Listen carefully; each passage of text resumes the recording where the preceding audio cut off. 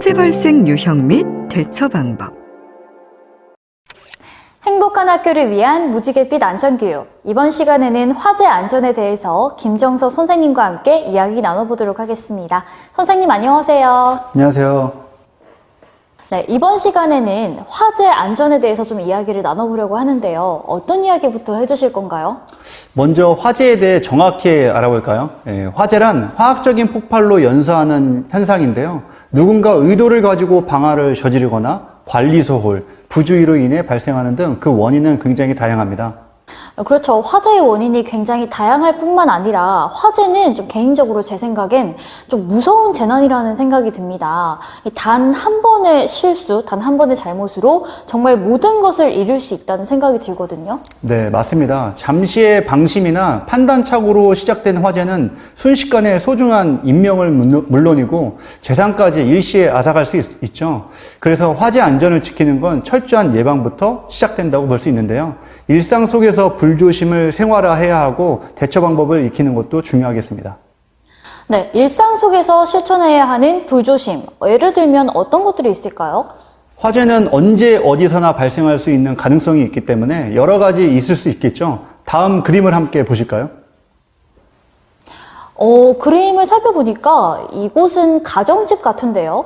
네, 일상 속에서 화재가 일어나는 주요 원인을 표현해 놓은 그림인데요. 화재가 일어날 수 있는 위험 상황을 몇 가지 찾아보도록 하겠습니다. 한번 직접 찾아보시죠. 저 바로 찾았어요. 여기 아이들이 불장난을 하고 있는데요. 네, 맞습니다. 한눈에 들어오죠. 불장난은 절대 장난이 될 수 없습니다. 불장난을 절대 해서는 안 되는 것이라고 아이들에게 화재 위험성을 알려주고 지도해야 되겠습니다. 이번에는 주방 쪽을 한번 살펴보시겠어요?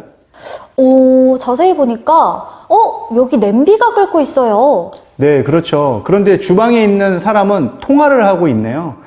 주방에서 요리를 하고 있을 때는 긴 통화를 하거나 한눈을 팔면 안 됩니다. 그리고 가스레인지 옆을 보면 전기 콘센트가 있는데요. 만일 불이 나면 더 크게 번질 수 있기 때문에 아주 위험한 상황입니다.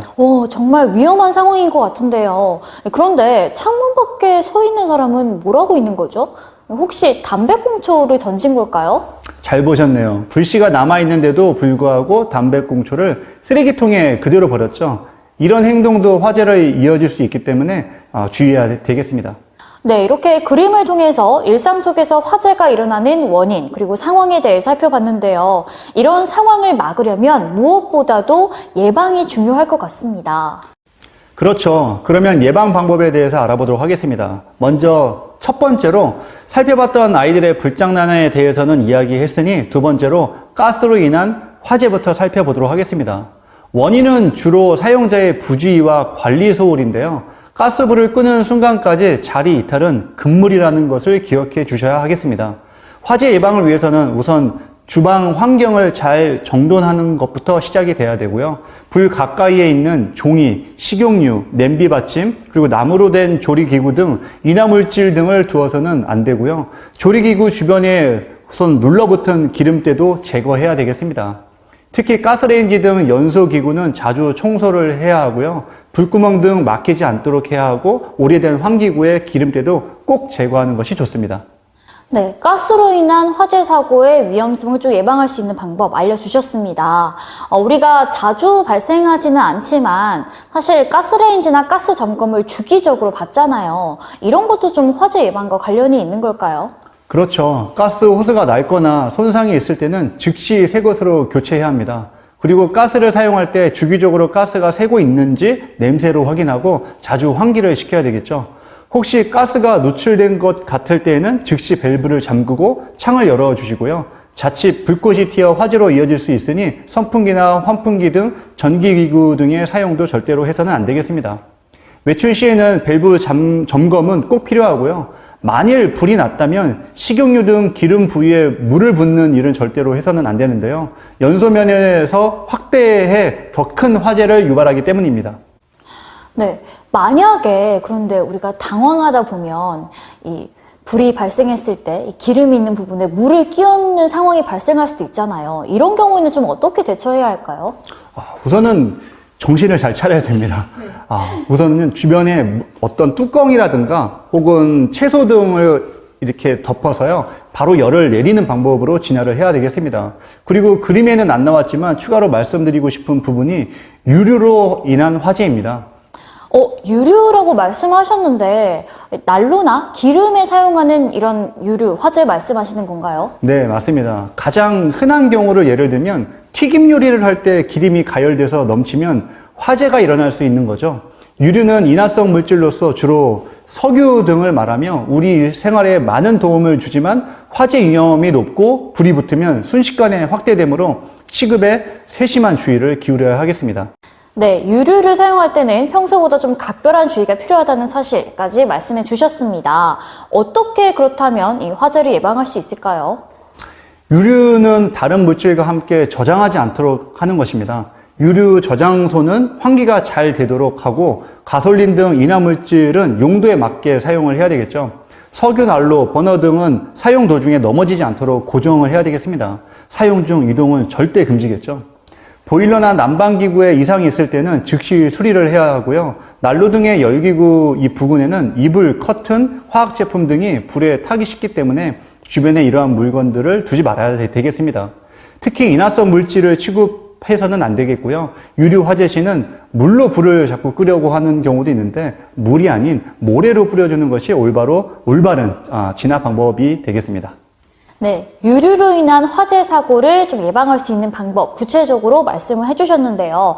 그렇다면 다음으로는 전기로 인한 화재를 예방하는 방법을 알아보려고 합니다. 어떤 원인이 있고 또 우리가 어떤 행동을 해야 하는지 설명해 주시겠어요? 두 가지로 볼 수 있습니다. 누전과 과부하입니다. 누전은 전선 피복이 벗겨지거나 시설이 손상돼 전기가 전기줄 밖으로 새어 흐르는 것으로 이때 전류에 인한 열이 한 곳에 축적되면 큰 화재로 발생할 수 있습니다. 때문에 누전으로 인한 화재를 예방하기 위해서는 평상시 노후, 마찰 등으로 인한 전선의 이 손상 여부를 수시로 확인하고 주기적으로 점검하는 것이 중요하고요. 건물 내 누전 차단기를 전기 회로별로 설치하는 것도 좋은 예방 방법입니다. 참고로 한 달에 한 번 정도는 약간 누전 차단기의 시범 버튼을 눌러서 정상적으로 작동하는지 점검해 보는 것도 좋습니다. 시험 버튼을 눌렀을 때 스위치가 내려가 전기가 차단된다면 정상적으로 잘 작동되고 있다는 뜻입니다. 저도 다음에 한번 좀 시험 삼아서 눌러서 확인을 해보도록 하겠습니다.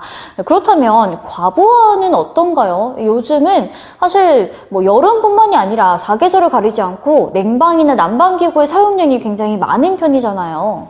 모든 전선과 전기용품에서는 전선의 크기, 굵기, 용도 등에 따라 사용할 수 있는 일정한 전기의 양인 전격 용량이 정해져 있습니다. 전격 용량보다 많은 전기를 사용하면 전선이 과도한 열이 발생해 화재로 이어질 수 있는 것이죠. 그렇다면 우리 한 개의 멀티탭 콘센트에 여러 개의 전기용품을 꽂아서 쓰는 것이 굉장히 위험한 행동이었네요. 네, 맞습니다. 꼭 지켜야 할 점이 전선 및 전기용품은 규격에 맞는 것을 사용해야 하고 규격 초과 제품은 사용하지 말아야 되겠습니다. 또한 전기용품 사용 후에는 반드시 콘센트를 빼거나 개별 전원을 차단해 과부하로 인한 화재 사고를 막아야 되겠습니다. 네, 전기로 인해 발생할 수 있는 이 화재 사고 예방 방법을 짚어주셨습니다. 자, 마지막으로 우리 학생들과는 좀 거리가 먼 얘기일 수도 있지만 담뱃불로 인해서 화재가 굉장히 많이 발생하잖아요. 이 부분에 대해서도 좀 예방법을 설명해 주시기 바랍니다. 학생들에게 먼 이야기가 아닙니다. 어른들은 숨어서 피지 않죠. 학생들의 흡연은 숨어서 피고 혹은 또 빠르게 담뱃불을 버리는 경우가 많기 때문에 오히려 더욱 위험할 수 있습니다. 담뱃불의 온도는 약 섭씨 500도씨이고요. 피우고 있을 때는 약 섭씨 800도씨나 되는 열을 지니고 있다고 합니다. 따라서 담배는 지정된 장소에서 피우고 담배꽁초는 불씨를 완전히 제거한 후 재떨이에 버려야 되겠습니다. 그리고 휘발유, 가스 등의 인화성이 강한 물질이 있는 장소나 이런 실내에서는 그런 금연을 해야 되겠고요. 또 금연구역 표시판을 붙여 조금 더 주의를 주는 것이 좋겠습니다. 네, 이렇게 다양한 장소와 상황에서 발생할 수 있는 화재를 예방하는 방법에 대해서 살펴봤습니다. 자, 다음으로는 이미 화재가 발생했을 때 어떻게 대처하면 좋은지도 알아볼까요? 가장 중요한 것은 큰 소리로 주위 사람들에게 불이 난 사실을 알려 대피를 할 수 있도록 하는 것입니다. 그 다음 신속히 119에 신고하도록 하는 것이 좋겠죠. 그리고 더 큰 화재로 이어지지 않도록 가스 밸브를 잠그고 전기 스위치도 차단해야 합니다. 또 귀중품을 챙기려고 무모한 행동을 하는 것은 금물이고요. 만일 소화기로 진화가 가능하다면 사용해서 불을 끄도록 해야 되겠습니다. 그런데 소화기로도 불길을 잡을 수 없는 경우가 발생하면 그럴 때는 어떻게 해야 할까요? 신속히 대피하는 것이 가장 좋은 방법입니다. 지금부터 화재 발생 시 대피 요령에 대해서 알려드리도록 할게요. 말로 설명하는 것보다 직접 보는 것이 더 기억에 쏙쏙 남겠죠? 학생들과 함께 안전체험관에 직접 화재 대피 훈련을 하고 왔습니다. 굉장히 실감나는 체험을 하고 오셨다는 얘기를 살짝 들었는데 기대가 됩니다. 여러분 영상 함께 보실까요? 자, 이번에는 화재가 발생했을 때 어떻게 비상 탈출을 해야 되는지 한번 알아보도록 하겠습니다. 퀴즈 하나 내보도록 할게요. 화재가 발생했을 때 가장 중요한 거 무엇일까요? 저요. 네. 119에 신고를 빠르게 해요. 119에 신고를 한다. 정답입니다. 또 뭐가 있을까요? 네. 주변 사람들한테 불이 났다고 큰 소리로 알리고 주변 사람들하고 같이 대피를 해요. 맞아요. 그래서 풀이야라고 외치도록 하는 것이 중요하겠죠. 근데 여기서 또 다른 방법이 하나 더 있습니다. 비상벨을 누르면 더 효과적이겠죠. 그리고 아까 119에다 신고를 해야 된다는데 장소와 위치 그리고 주요 건물 등을 또 안내를 한다면 또 빠르게 또 도착을 할 수 있을 거라고 생각이 됩니다. 자, 그러면 우리 비상탈출을 직접 한번 체험해 보도록 하겠습니다. 네, 가시죠. 자, 불이야! 불이야!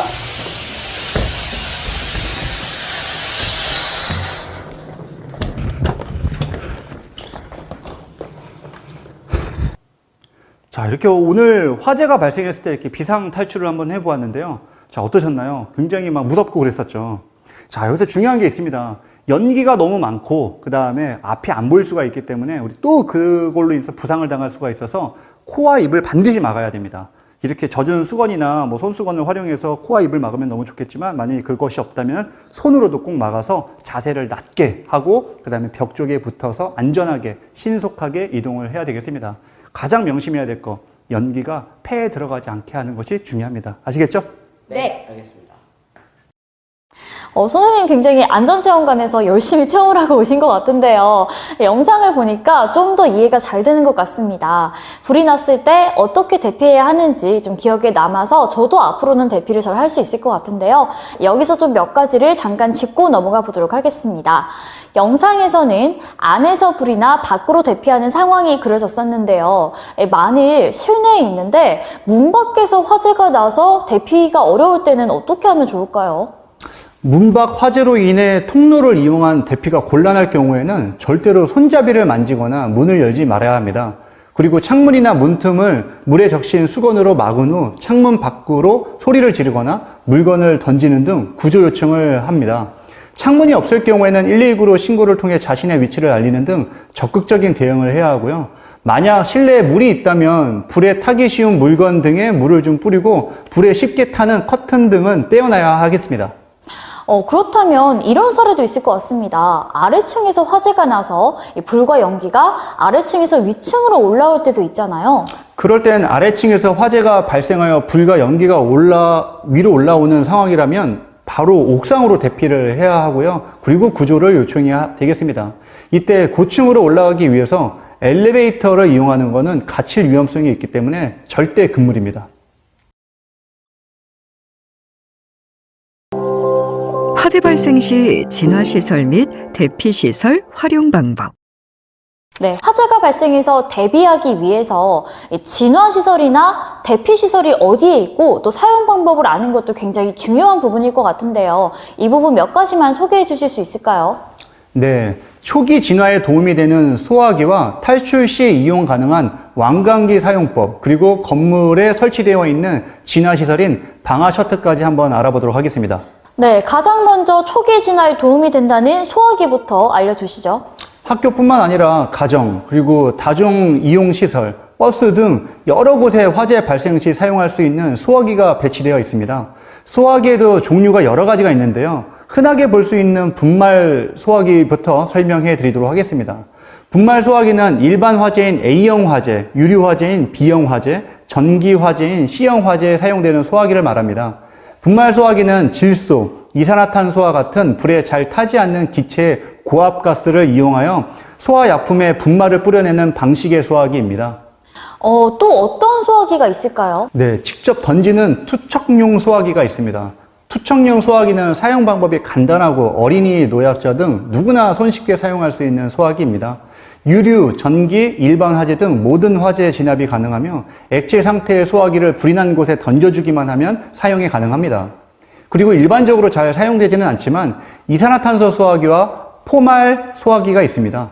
이산화탄소 소화기는 이산화탄소를 압축 후 액화하여 소화약제로 사용하는 방식으로 주로 질식작용으로 소화하며 액화된 이산화탄소가 기화하면서 냉각작용을 하게 되는 원리인데요. 대부분의 화재에 모두 사용할 수 있지만 이산화탄소인 만큼 질식 우려가 있어서 일반 가정에는 사용이 금지되어 있습니다. 소화기라고 해서 다 안전한 것이 아니고 이렇게 위험성이 있는 소화기도 있군요.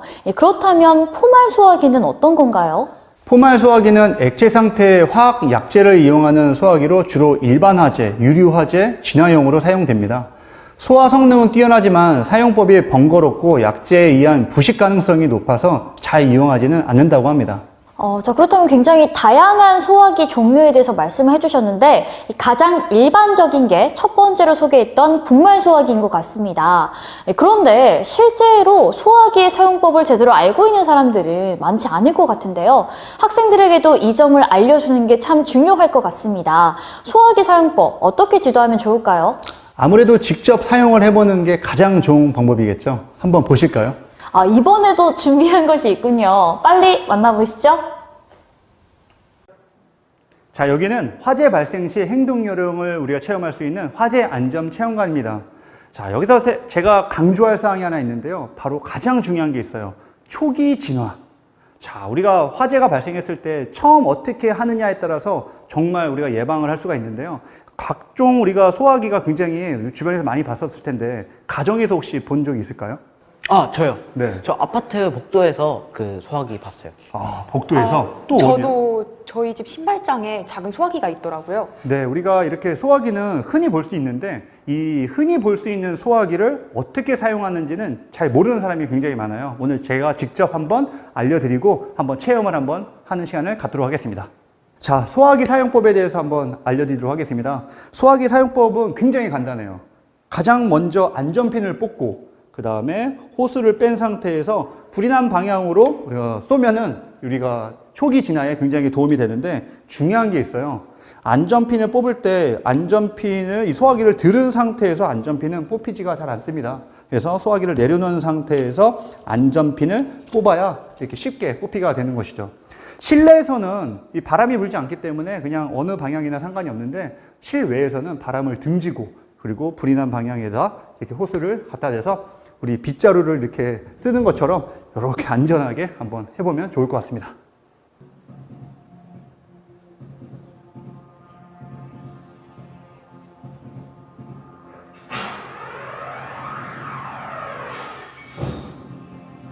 자.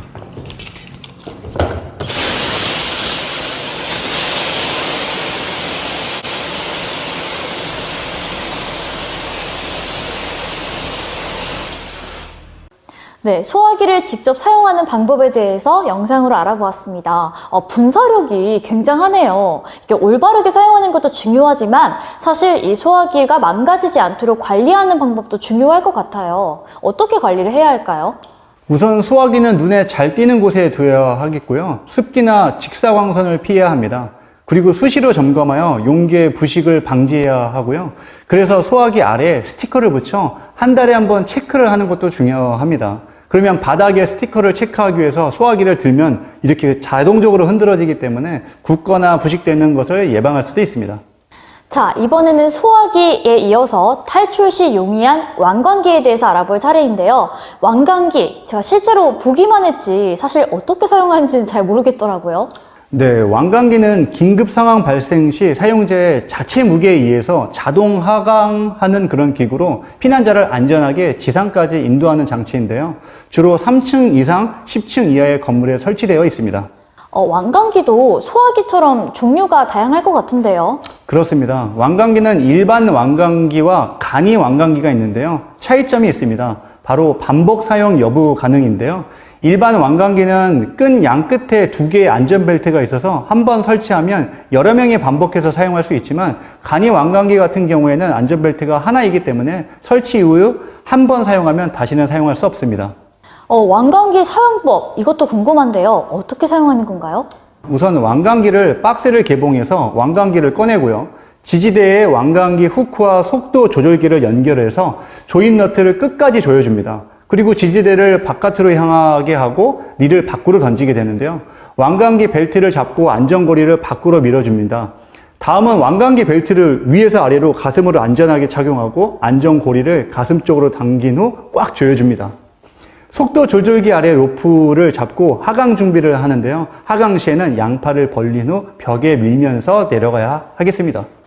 뭔가 말만 들어도 굉장히 복잡한데요. 이 왕관기 실제 사용 모습도 준비하셨겠죠? 네, 물론입니다. 한번 보시도록 하겠습니다. 자, 이곳은 왕관기를 체험할 수 있는 곳입니다. 아파트나 공동주택 혹은 호텔 등 다중이용시설에 설치가 되어 있는데요. 사용법을 숙지한다면 비상시 탈출할 때 용이하겠죠?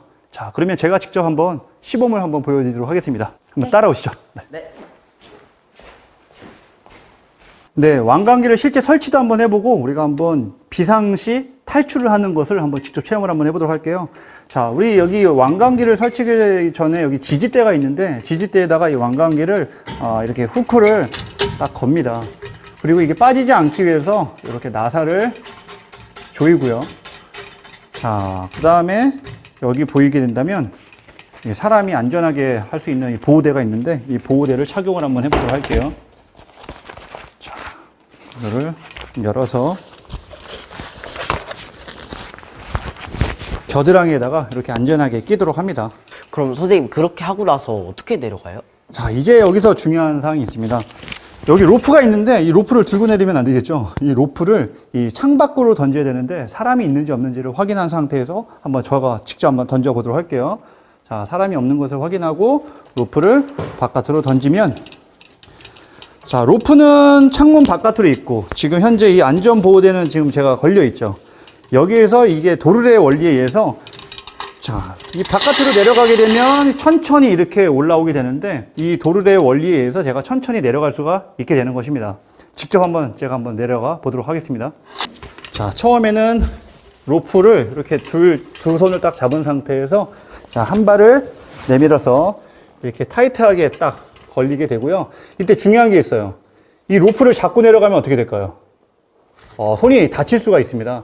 자, 내려갈 때는 손을 딱 벽면에 지지하게끔 하는데 이 건물마다 굉장히 위험한 요소들이 있기 때문에 안전하게 천천히 내려가면 되겠습니다. 한번 내려가 보도록 할게요.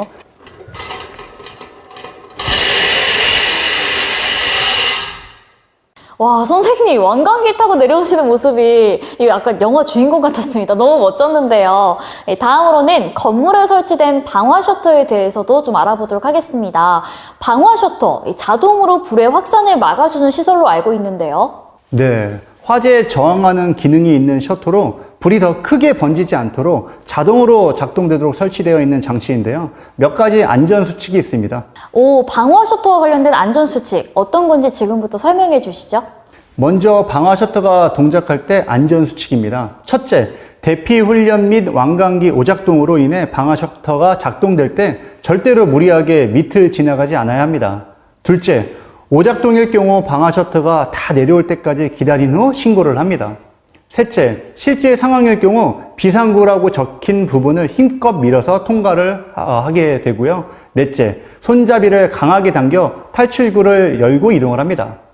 다섯 번째, 방화 셔터가 내려오는 곳에는 물건을 적재해서는 안 됩니다. 또한 방화 셔터 근처의 물건도 화재에 취약하다는 것을 알아둬야 하는 것도 중요하겠습니다.